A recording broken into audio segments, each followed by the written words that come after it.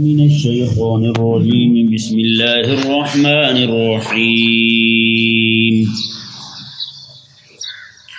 وإن من أهل الكتاب إلا ليؤمنن به قبل موته ويوم القيامة يكون عليهم شهيدا. سبحان اللہ. پیچھے یہودیوں کی کارستانیاں بیان ہو رہی تھیں، تو یہودیوں کی طرف سے ہونے والے حضرت سیدنا عیسیٰ علیہ نبینا و علیہ السلام پر مظالم کا ذکر ہوا، اور ان کی طرف سے جو افواہات حضرت عیسیٰ علیہ السلام کی طرف منسوب کی گئی، انہوں نے کہا کہ ہم نے عیسیٰ علیہ السلام کو قتل کیا ہے. اللہ تبارک و تعالیٰ نے اس کا رد فرمایا. یہاں پر اللہ تبارک و تعالیٰ نے ارشاد فرمایا کہ وَإِن مِّنْ أَهْلِ الْكِتَابِ إِلَّا لَيُؤْمِنَنَّ بِهِ قَبْلَ مَوْتِهِ. فرمایا کہ اہل کتاب جو ہیں وہ ضرور بضرور عیسیٰ علیہ السلام پر ایمان لے آئیں گے قبل موت ہی، اپنی موت سے پہلے، اپنی موت سے پہلے. یہ ذہن میں رہے، یہ جو جملہ ہے نا قبل موت ہی ضمیر کے مرجے کی وجہ سے، مرجے میں علماء نے دو قول بیان کیے ہیں کہ موت ہی ضمیر جو ہے اس سے مراد حضرت عیسیٰ علیہ السلام ہے یا پھر وہ اہل کتاب میں سے لوگ ہیں. دونوں کا معنی میں آپ کے سامنے رکھتا ہوں.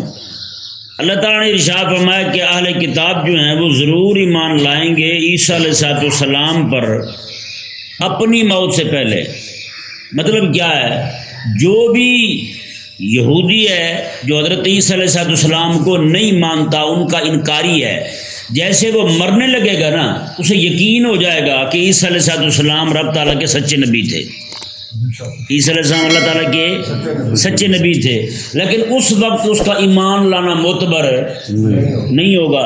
وہ کہتے ہیں نا جب پانی سر سے گزر جائے تو پھر احتیاطوں کا کیا فائدہ ہے، پھر ماننے کا کیا فائدہ. یہ مثال جو ہے نا جب پانی سر سے گزر جائے، یہ فرعون سے لی گئی ہے. فرعون جو ہے جب ڈوبنے لگا تب کہنے لگا جی میں اب ایمان لاتا ہوں، آمنت برب موسیٰ و ہارون، میں موسیٰ علیہ السلام اور ہارون علیہ السلام کے خدا پر ایمان لاتا ہوں. میں اب ایمان لانے کا کیا فائدہ، اب تو پانی گزر گیا سر سے، اب تو ڈوب گیا تم، اب ایمان لانے کا کیا فائدہ.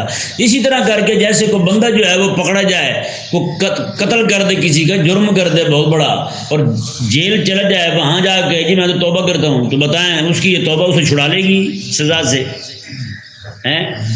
تو اللہ تبارک و تعالیٰ نے ارشاد فرمایا کہ اس ہر بندہ یہودی جو ہے مرتے وقت اسے یقین ہو جائے گا کہ حضرت عیسیٰ علیہ السلام اللہ تعالیٰ کے سچے نبی اور رسول ہیں.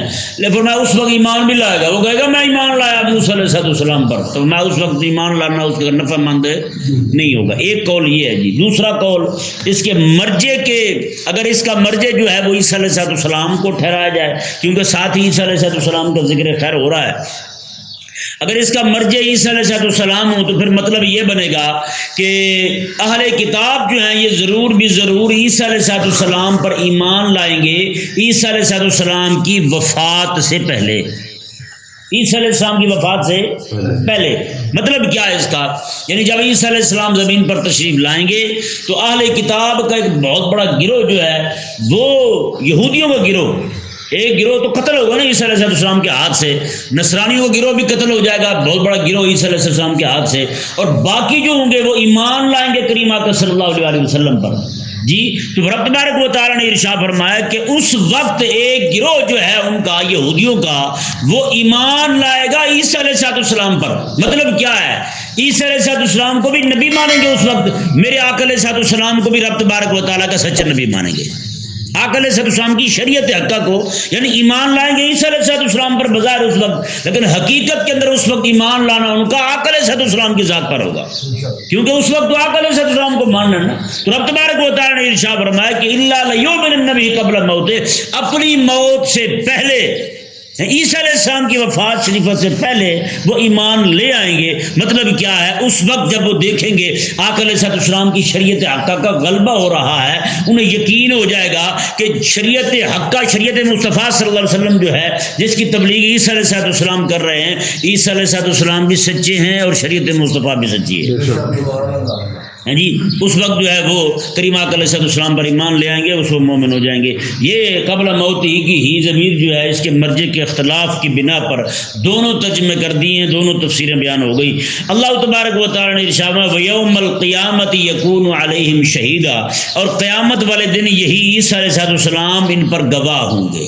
عیسیٰ علیہ السلام ان پر گواہ ہوں گے. عیسیٰ علیہ السلام سے پوچھا جائے گا کہ ان میں سے کس نے، کیونکہ یہودیت چل رہی تھی، یہودی جو مدد تھا، دین تھا، یہودی تو خیر بعد میں بنا، اسلام جو تھا حضرت موسیٰ علیہ السلام سے چلا آ رہا تھا، اسی قوم کی اصلاح کے لیے، بنی اسرائیل کی اصلاح کے لیے اللہ تبارک و تعالیٰ نے بنی اسرائیل کے آخری نبی حضرت سیدنا عیسیٰ علیہ نبینا علیہ السلام کو بھیجا.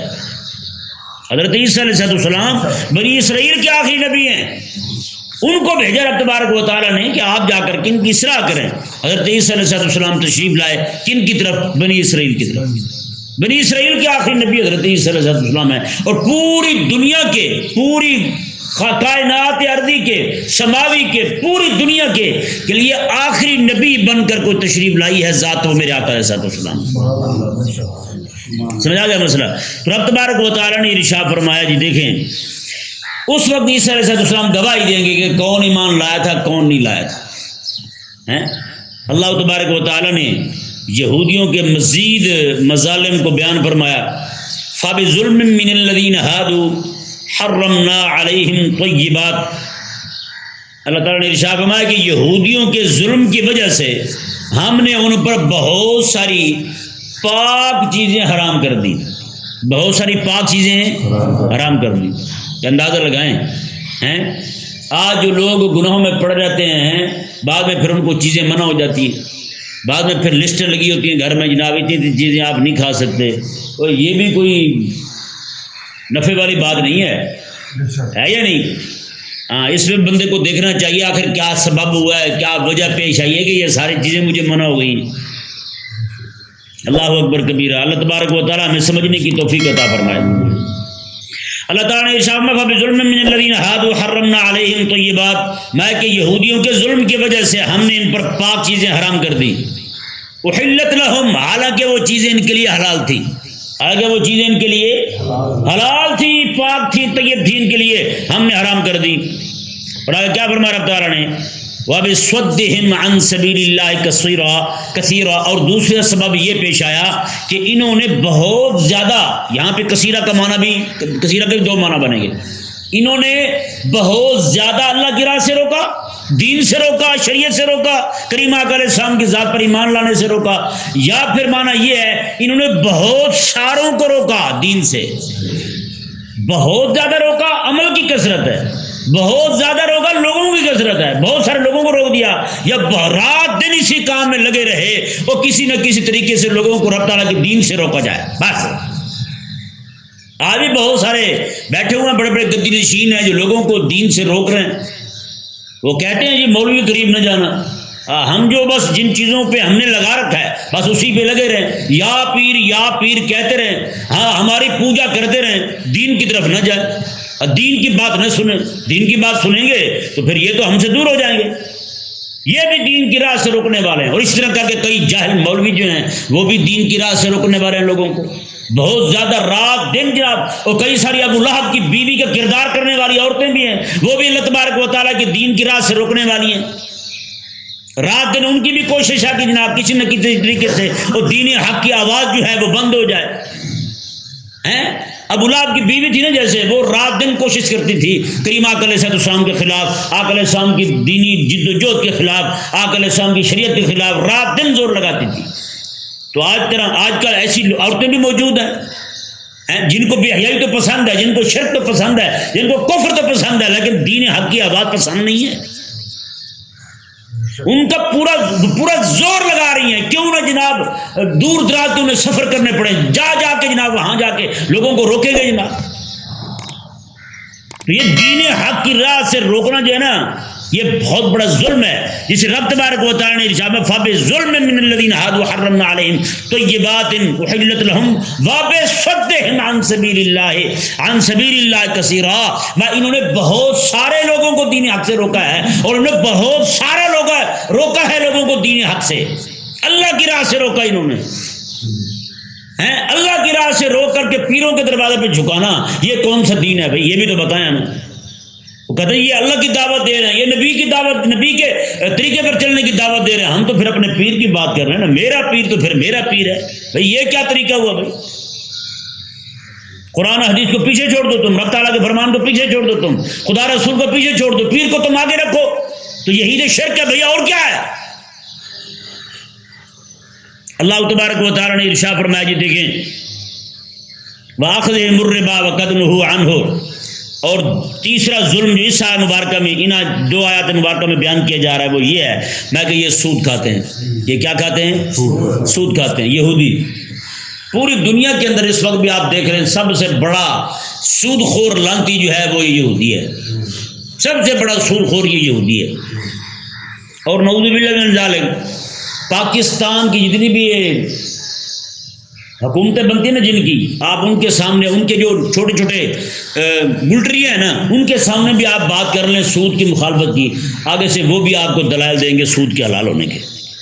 بہت سارے لوگوں کے سامنے میری بات ہو چکی ہے، اور خاص طور پر یہ لبرل سیکولر طبقہ، یہ تو سود کے حق میں، سود کو حلال سمجھتے ہیں یہ لوگ، اور بھائی نہیں سود نہیں کھائیں گے تو پھر گزارا کیسے ہوگا؟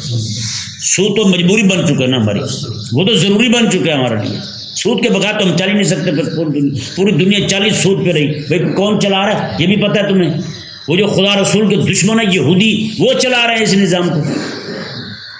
اب اسی نظام کو یہ قرضوں والا معاملہ لے کے اب تو خود امریکہ جو ہے یہ اٹھانے والا ہے، برطانیہ اٹھانے والے ہیں اس کو، ذلیل کو، اسرائیل کو، اب وہ بھی اس کے ہاتھوں میں اب تنگ ہوئے پڑے ہیں، اب ان کو وہ بھی دیوالیہ ہونے کے قریب ہے خود امریکہ، یہ نہیں پتہ ان کو کہ جناب وہ ہاتھ کون لگا رہا ہے۔ یہودی شروع دن سے بغیرت ہے، یہودی شروع دن سے ذلیل ہے، لیکن افسوس ہمیں اس بات پر ہے، سمجھ نہیں آتی یہاں کلمہ پڑھنے والے، عاشق رسول، میلاد منانے والے، 11ویں کھانے والے، یہ لوگ کیوں سود کے حق میں ہو گئے ہیں بھائی؟ یہاں پہ اگر کوئی ہلکی سی بات کر دے تو کہتے ہیں یہ بے دین ہو گیا، یہ بد مذہب ہو گیا، سلو کلی ہو گیا، اسی بندے سے وہی اپنے آپ کو بڑا ٹن سنی کہتا ہے، اس سے جب بات کی جائے ہاں بھی بتائیں بھائی یہ جو سود کا معاملہ ہے، کہتے ہیں یہ تو ٹھیک ہے مجبوری ہے، اب کیا کریں بھائی؟ بتائیں یار کون سا سنی ہے یہ؟ کیا میلاد ہے تیرا؟ کیا 11ویں ہے تیری؟ کدھر گیا سارا معاملہ تیرا؟ تو سود کے حق میں ذلیل۔ رب تبارک و تعالی نے ارشاد میں وَأَخْذِهِمُ الرِّبَا وَقَدْ نُهُوا عَنْهُ، میں کہ ان کا ایک ظلم یہ بھی ہے کہ وہ سود خور تھے یہودی، اور آج تک اور ان ذلیلوں کو پورے ملک سے نکالا گیا تھا ان کی سود خوری کی وجہ سے، اور میں بیان کر چکا ہوں پہلے تفصیلاً آپ کے سامنے۔ اللہ تبارک و تعالی نے ارشاد فرمایا وَأَكْلِهِمْ أَمْوَالَ النَّاسِ بِالْبَاطِلِ، اور چوتھا ظلم ان کا جو اس آیت مبارکہ میں بیان کیا جا رہا ہے وہ یہ ہے، فرمایا کہ اور ان کا لوگوں کا مال کھانا باطل طریقے کے ساتھ، باطل طریقے سے لوگوں کا مال کھاتے ہیں۔ وہ کیا طریقہ ہے جی؟ وہ آیت مبارکہ قرآن پاک کی بیان ہو چکی ہے پہلے بھی، علیسا علینا فی الامیین سبیل، وہ یہ کہتے تھے کہ یہ جو سارے ان پڑھ ہیں نا ان کا مال کھانا ہمارے لیے حلال ہے۔ یہ ان کے پاس ایک وہ تھا، جیسے ڈاکٹر کہتے ہیں نا ہمارے پاس جو بھی بندہ مریض آ جائے اس کا مال کھانا ہمارے لیے حلال ہے۔ انہوں نے آگے لیبارٹری والے کے ساتھ تعلق جوڑے ہوتے ہیں، اتنے مریض بھیجوں گا اس میں سے اتنے پیسے تم نے مجھے دینے ہیں۔ کلینک والا وہ جو میڈیکل سٹور والا ہے اس کے ساتھ، کیونکہ پڑھے لکھے ہوتے ہیں جائل تھوڑی ہوتے ہیں جی، حلال طریقے سے کھاتے ہیں، اگلے حرام تھوڑی کھاتے ہیں، کمال نہیں ہے جو کہتے ہیں جی پڑھے لکھے طریقے کے ساتھ کھانا چاہیے مال۔ میڈیکل سٹور والے سے بھی ان کے تعلق ہوں گے، پرچی دیکھ کے ہاں جی اتنی پرچیاں تیرے پاس آئیں نکال میرے پیسے، شام کو اس سے پیسے لیں گے، اس سے پیسے لیں گے، پھر دوائیوں کے جو خود ماریں گے پیسے وہ لیں گے، وہ لوگ جو دوائیاں سیمپل کے طور پہ آ کے دیتے ہیں وہ بھی دوائیاں بھی بیچ دیتے ہیں، پھر وہ یا اس کے پیسے الگ لیں گے۔ ڈاکٹر صاحب سے صرف بات کرنے کا 20,000 روپیہ الگ ہے فیس، آپ نے صرف بات کی ہے، اس نے صرف بات ہی کی ہے، مشورہ فیس 20,000 روپے۔ مزہ نہیں آ گیا؟ کیا تعلیم پائی ہے؟ سکول میں کھڑے ہو کے بغیرت پڑھتے تھے، لپے آتی ہے دعا بن کے تمنا میری، جو خدمت کروں امت کی میں، وہ یہ خدمت کی ہے اس نے، یہ حال کیا اس نے بیچاری امت کا. جیسے یہ سمجھتے ہیں نا مریض کا پیسہ کھانا ہمارے لیے حلال ہے، اسی طرح کر کے یہ جاہل پیر ہے نا، یہ بھی سمجھتے ہیں کہ جو بھی بندہ ہمارے شکنجے میں آ جائے اس کا مال کھانا حلال ہے. ایسے پھنسائیں گے انہیں. ہاں جی آپ جو ہے نا ایک بکرا لے کے آئیں، کیونکہ میں نے جب پڑھائی کرنی نا جن تنگ کریں گے مجھے، بکرا میں کھاؤں گا تو کچھ طاقت ہوگی میرے اندر. بتائیں بھی بکرے کا کیا تعلق آ گیا اس میں؟ اور یہ کس طرح کر کے لوگوں سے اینٹتے ہیں پیسے، کس طرح کر کے مال اینٹتے ہیں، اور یہ لوگ بھی وہی پھنستے ہیں. کوئی بیچارہ سیدھا سادہ کوئی کسی کا علاج بھی کر دے نا، اس کو حرام ہے کہ 1 روپیہ دے دیں، اور ایسے لوگوں کو بکرے کے بکرے دے دیں گے، کٹے دے دیں گے. اور ان لوگوں نے یہی سمجھا ہوا ہے کہ جناب جو کچھ ہم ان سے اینٹ لیں سارے کا سارا ہمارے لیے حلال ہے. یہ تو اب مزید کھولے ہم تو اتنی لمبی چوڑی بات چلی جائے، کون کون پیسے اینٹ رہا ہے ان غریبوں سے، تو بات ختم ہی نہ ہو. آئیے نہیں، اتنا لمبا چوڑا یہ مضمون نکل سکتا ہے کہ اکیلا یہودی نہیں لوگوں سے مال اینٹتا تھا، اکیلا یہودی نہیں کہتا تھا کہ جناب جو بھی مال میں ان سے کھا لوں، لیس علینا فی الامیین سبیل، ان سے جو بھی ہم کھا لیں ہمارے لیے حلال ہے. یہاں بھی بہت سارے لوگ ہیں جو اسی طرح کر کے لوگوں سے بٹور رہے ہیں اور کھا رہے ہیں.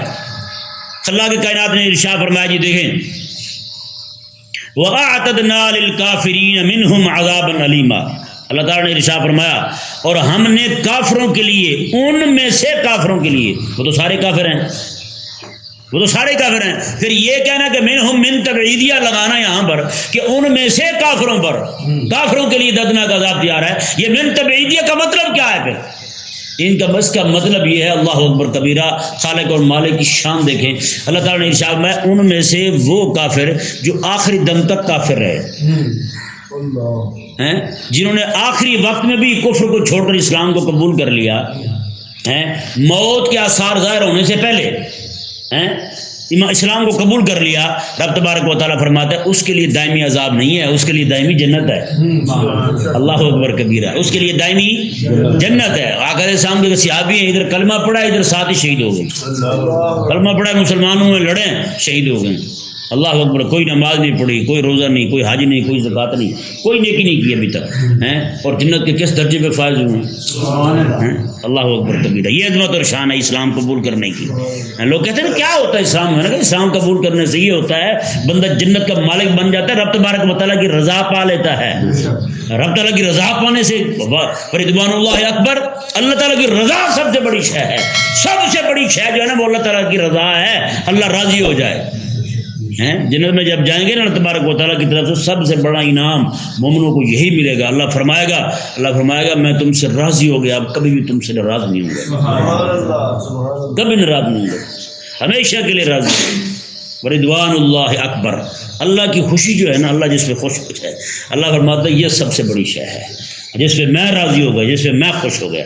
اللہ اکبر. اللہ تعالیٰ نے ارشاد فرمایا وَأَعْتَدْنَا لِلْكَافِرِينَ مِنْهُمْ عَذَابًا أَلِيمًا. اللہ اکبر.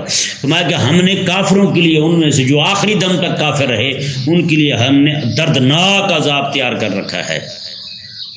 اللہ تبارک و تعالیٰ سمجھنے کی توفیق عطا فرمائے.